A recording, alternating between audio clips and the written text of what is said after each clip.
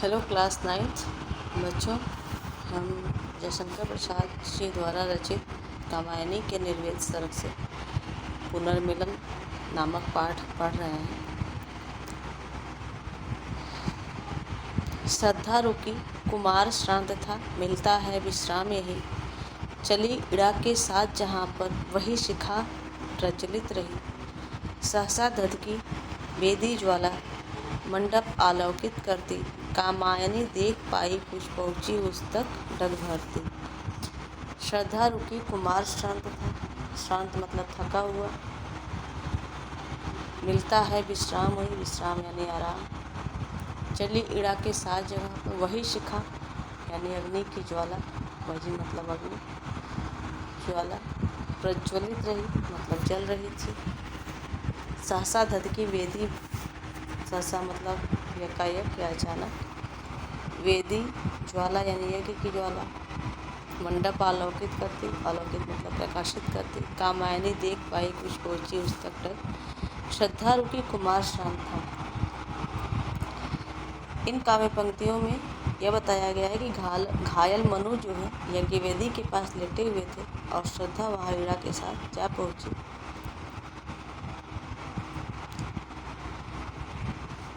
श्रद्धा रुकी, कुमार शांत था, मिलता है विश्राम यहीं पे। जब इड़ा ने श्रद्धा को दुखी देखकर धैर्य बधाया तो श्रद्धा वहीं रुक गई और उस समय जो कुमार श्रद्धा का पुत्र था वह बहुत थका हुआ था और उन दोनों को वहाँ पर विश्राम मिल रहा था।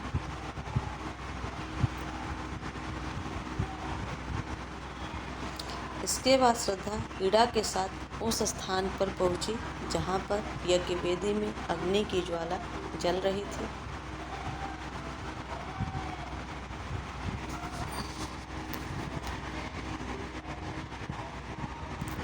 चली इड़ा के साथ वही शिखा प्रज्वलित रही।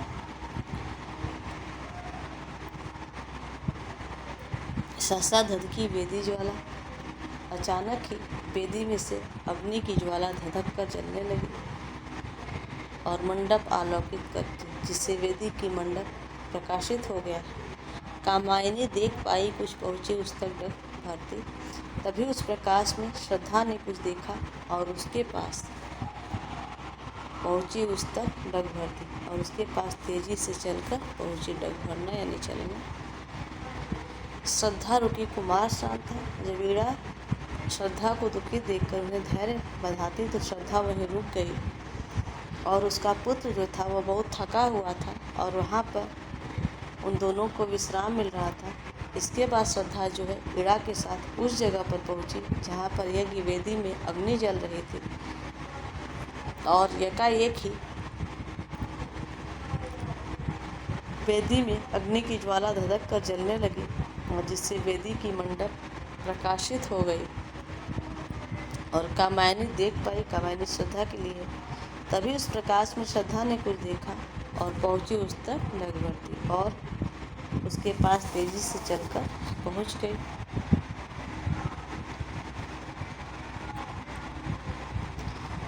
इसमें काव्य सौंदर्य है, भाषा प्रवाहपूर्ण एवं साहित्यिक खड़ी बोली है, शैली वर्णनात्मक, अंत में भावात्मक और प्रबंध शैली है, रस श्रृंगार गुण प्रसाद एवं माधुर्य है, अलंकार रूपक एवं अनुप्रास है।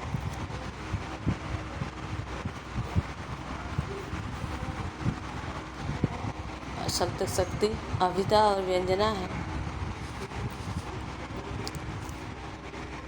और वही मनु घायल सचमुच, तो क्या सच्चा स्वप्न रहा। आह प्राण प्रिय, यह क्या तुम यो, घुला हृदय बन नीर बहा। इड़ा चकित श्रद्धा आ बैठी, वही थी मनु को सहलाती।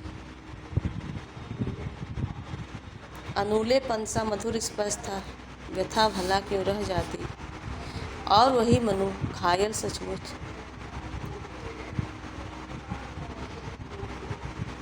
श्रद्धा ने जो स्वप्न देखा था कि मनु जो है घायल अवस्था में पड़े हुए हैं, तो जब श्रद्धा वहाँ मनु को देखती हैं घायल अवस्था में तो उनको ये लगता है कि क्या वह जो हम स्वप्न देखे थे वह सत्य था। तो इसी का वर्णन किया गया है और वही मनु घायल सचमुच, तो क्या सच्चा स्वप्न रहा। आह प्राण प्रिय यह क्या यज्ञ, धुला हृदय बन नीर बहा। नीर मतलब पानी। इड़ा चकित श्रद्धा आ बैठी, वह थी मनु को सहलाती। अनुलेपन सा मधुर स्पर्श था। अनुलेपन मतलब मरहम, मधुर स्पर्श, मधुर मतलब सुखदायक या मीठा। व्यथा भला क्यों रह जाती, व्यथा यानी दुख, स्पर्श मतलब छूना।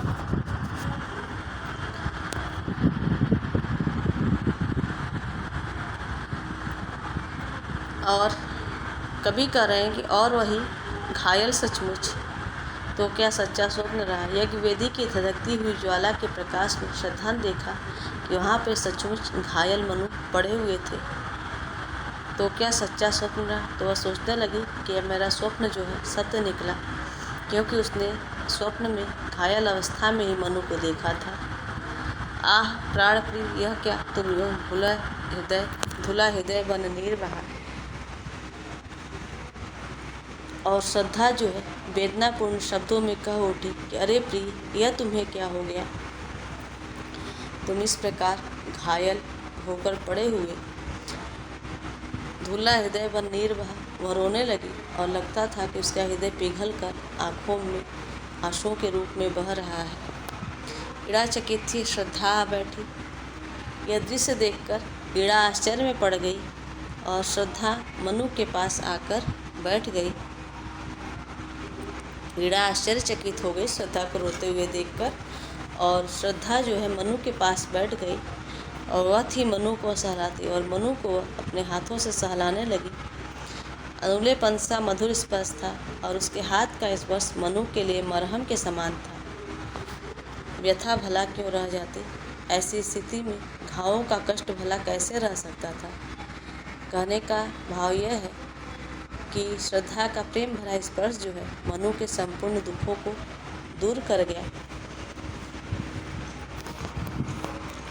यज्ञवेदी की धधकती ज्वाला में श्रद्धा ने वहाँ पे घायल पड़े हुए मनु को देखा और वह सोचने लगी कि क्या मेरा स्वप्न जो था वह सत्य था, क्योंकि उसने स्वप्न में जो था घायल अवस्था में मनु को देखा था। वह वेदनापूर्ण शब्दों में कह उठी कि अरे प्रिय यह तुम्हें क्या हुआ, तुम इस प्रकार से घायल होकर पड़े हुए हैं।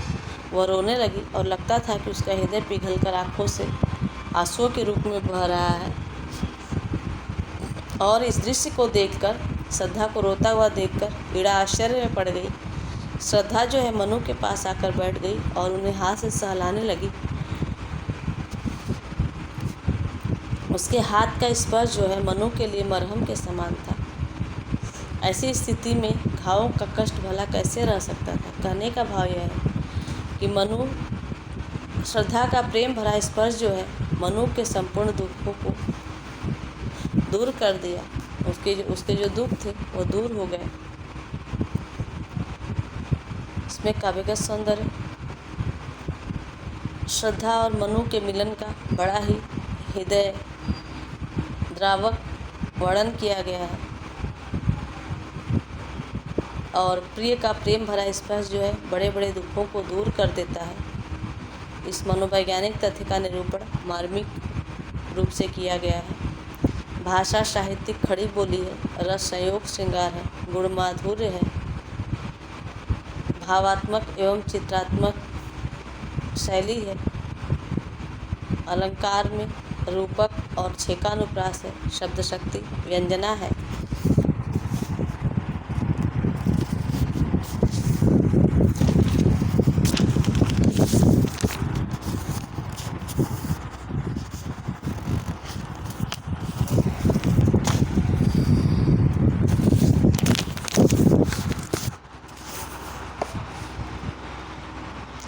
उस मूर्छित नीरवता में कुछ हल्के से स्पंदन आए। आंखें खुली, चार कोनों में चार बिंदु आकर छाए। उधर कुमार देखता ऊंचे मंदिर मंडप वेदी को। यह सब क्या है नया मनोहर, कैसे ये लगते जी को। उस मूर्छित नीरवता में कुछ, मूर्छित मतलब बेहोश, नीरवता मतलब निस्तब्धता, जहाँ बिल्कुल ही शांति हो। हल्के से स्पंदन, स्पंदन मतलब हलचल, कंपन। आंखें खुली चार कोनों में चार बिंदु आकर छाए, चार बिंदु मतलब चार आंसू। उधर कुमार देखता ऊंचे, मंदिर मंडप वेदी को, यह सब क्या है नया मनोहर। मनोहर मतलब सुंदर। कैसे लगते ये जी को, जी को यानी मन को, हृदय को, जी मतलब हृदय या मन होता है। उस मूर्छित नीरवता में कुछ, इन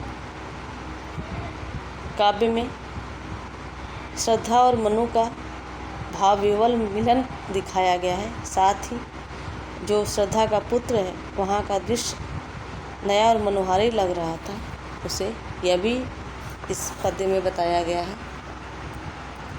उस मूर्छित नीरवता में कुछ हल्के से स्पंदन आए। जब श्रद्धा अपने हाथ का प्रेमपूर्ण स्पर्श देते हुए मनु के शरीर को सहलाने लगी तो बेहोश पड़े मनु के शरीर में हल्की सी हलचल हुई, उनमें चेतना जागृत हुई और वहाँ के नीरव वातावरण की शांति भी भंग हो गई। आंखें खुली चार कोनों में चार बिंदु आकर छाए, और जब मनु की आंखें खुली तो उनकी आंखें श्रद्धा की आंखों से जा मिली और उन दोनों की चार आंखों में हर्ष और पश्चाताप के आंसू जो है बहने लगे, अर्थात श्रद्धा और मनु दोनों के नेत्रों में आंसू छलक उठे। उधर कुमार देखता ऊंचे मंदिर मंडप वेदी को, और दूसरी ओर जो श्रद्धा और मनु का पुत्र मानव था वह ऊंचे बने हुए भवन, मंदिर मंडप वेदी को, भवन, यज्ञशाला का मंडप और यज्ञ वेदी को देख रहा था। यह सब क्या है नया मनोहर, कैसे लगते ये जी को। उसने इस प्रकार का वातावरण कभी नहीं देखा था, अतः सोचने लगा कि यह सब नया नया और सुंदर लगने वाला क्या है। ये भवन, यज्ञशाला और वेदी जो है मेरे मन को कैसे लग रहे हैं। ये सारी वस्तुएं जो हैं सुख एवं आश्चर्य उत्पन्न कर रही हैं।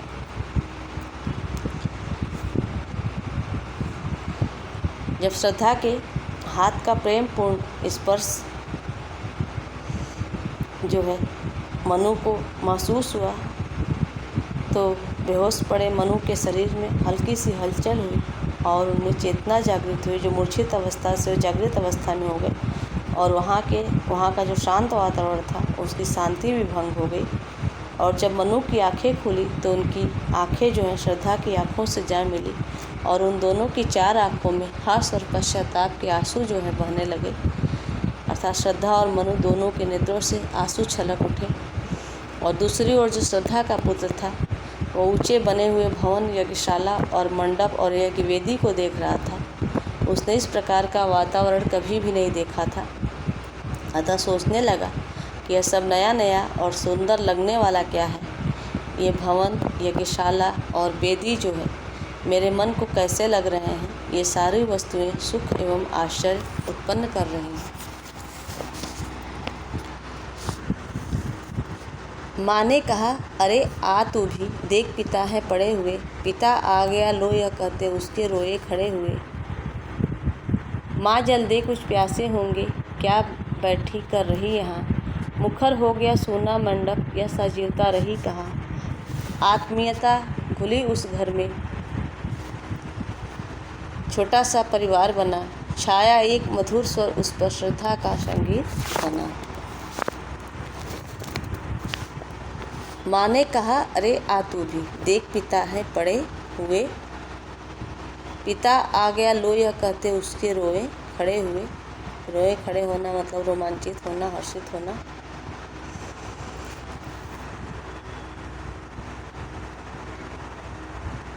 माँ जल दे कुछ प्यासे होंगे, क्या बैठी कर रही यहाँ। मुखर हो गया सोना मंडप। मुखर मतलब वहाँ की जो शांति थी वो समाप्त हो गई, वहाँ पे शब्द गूंजने लगे। वह सजीवता रही कहा। सजीवता मतलब जीवंतता, सजीव वस्तु। आत्मीयता घुली उस घर में, आत्मीयता यानी अपनापन। छोटा सा परिवार बना। छाया एक मधुर स्वर उस पर, श्रद्धा का संगीत बना। श्रद्धा का संगीत यानी श्रद्धा के लिए सब कुछ संगीत जैसा बन गया। इसमें जो है श्रद्धा मनु से अपने पुत्र को मिलाती है और तीनों के मिलन से एक छोटा सुखी परिवार बन जाता है और आत्मीयता का वातावरण जो है श्रद्धा के लिए संगीत के समान बनकर सुखदायी हो जाता है। माँ ने कहा, अरे आ तू भी देख, पिता हैं पड़े हुए। श्रद्धा अपने पुत्र मानो से कहती है कि हे पुत्र, तू वहाँ मंडप वेदी को ही देखता रहेगा, तू वहाँ क्या कर रहा है? देख, यहाँ तेरे पिताजी लेटे हुए हैं। पिता आ गया लो, यह कहते उसके रोए खड़े हुए। माँ के ये वचन सुनकर पुत्र बोला, पिताजी लो मैं यह आया। इतना कहकर उसका शरीर जो है हर्ष से रोमांचित हो उठा। माँ जल्दी, कुछ प्यासे होंगे, क्या बैठी कर रही यहाँ? वह बोला, माँ तुम यहाँ बैठी क्या कर रही हो? पिताजी प्यासे होंगे, इन्हें जल दे दो। जो मंडप मनु की मूर्छावस्था से शांत था, मुखर हो गया सूना मंडप, यह सजीवता रही कहा। जो शांत था उसकी नीरवता जो है उसकी अब पुनः समाप्त हो गई और ऐसी जीवंतता और हलचल जो है अन्यत्र कहीं भी दिखाई नहीं दे रही थी। आत्मीयता घुली उस घर में छोटा सा परिवार बना और इन तीनों के मिलने से एक छोटा सा परिवार बन गया और घर में आत्मीयता घुल गई अर्थात स्नेह का वातावरण बन गया। छाया एक मधुर स्वर, उस पर श्रद्धा का संगीत बना और ऐसा लगता था मानो वहाँ पर एक मधुर स्वर छाया हुआ हो और यह वातावरण जो श्रद्धा के लिए संगीत सा सुखद बन गया। जब श्रद्धा का पुत्र वहाँ की यज्ञवेदी को, मंडप को और ऊंचे ऊंचे भवनों को देख रहा था, तब श्रद्धा कहती है कि अरे तुम अपने पुत्र मानो से कहती है कि हे पुत्र, तू वहाँ मंडप वेदी को क्या देखता रहेगा? वहाँ क्या कर रहा है? देख, यहाँ तेरे पिताजी लेटे हुए हैं। और माँ की ये वचन सुनकर पुत्र बोला, पिताजी लो यह मैं आया। और इतना कहकर उसका शरीर जो है खुशी के मारे रोमांचित हो उठा। वो बोला, माँ तुम यहाँ बैठी क्या कर रही हो? पिताजी कुछ प्यासे होंगे, इन्हें जल दे दो। जो मंडप मनु की मूर्छावस्था में नीरव था, शांत था, उसकी नीरवता जो है अब समाप्त हो गई और ऐसी जीवंतता और हलचल अन्यत्र कहीं भी दिखाई नहीं दे रही थी। उन तीनों के मिलने से एक छोटा सा परिवार बन गया और घर में आत्मीयता घुल गई अर्थात स्नेह का वातावरण बन गया। ऐसा लगता था मानो वहाँ पर एक मधुर स्वर छाया हो और यह वातावरण जो है श्रद्धा के लिए संगीत सा सुखद बन गया था। काव्यगत सौंदर्य। इस काव्य में बिछड़े हुए मनु के परिवार के मिलन का मार्मिक चित्र प्रस्तुत किया गया है। आत्मीयता ही पारिवारिक सुखमय जीवन का आधार है। इस भावना का अत्यंत ही स्वाभाविक समावेश हुआ है। भाषा शुद्ध साहित्यिक खड़ी बोली है। शैली भावात्मक, चित्रात्मक तथा संवादात्मक है। रस श्रृंगार एवं वात्सल्य है। गुण माधुर्य है। अलंकार, अनुप्रास तथा मानवीकरण है। शब्द शक्ति, लक्षणा एवं व्यंजना है। पुनर्मिलन पाठ समाप्त हुआ।